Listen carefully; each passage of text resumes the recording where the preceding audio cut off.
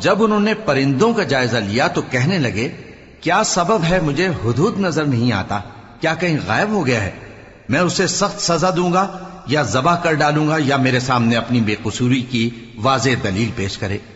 ابھی تھوڑی ہی دیر ہوئی تھی کہ ہدہد آ موجود ہوا اور کہنے لگا کہ مجھے ایک ایسی چیز معلوم ہوئی ہے جس کی آپ کو خبر نہیں، اور میں آپ کے پاس ملک سبا سے ایک یقینی خبر لے کر آیا ہوں۔ میں نے ایک عورت دیکھی کہ ان لوگوں پر حکومت کرتی ہے اور ہر چیز اسے میسر ہے، اور اس کا ایک شاندار تخت ہے۔ میں نے دیکھا کہ وہ اور اس کی قوم اللہ کو چھوڑ کر آفتاب کو سجدہ کرتے ہیں، اور شیطان نے ان کے اعمال انہیں آراستہ کر دکھائے ہیں اور ان کو رستے سے روک رکھا ہے، پس وہ رستے پر نہیں آتے اور نہیں سمجھتے ہیں کہ اللہ کو جو آسمانوں اور زمین میں چھپی چیزوں کو ظاہر کر دیتا اور تمہارے پوشیدہ اور ظاہر اعمال کو جانتا ہے، کیوں سجدہ نہ کریں۔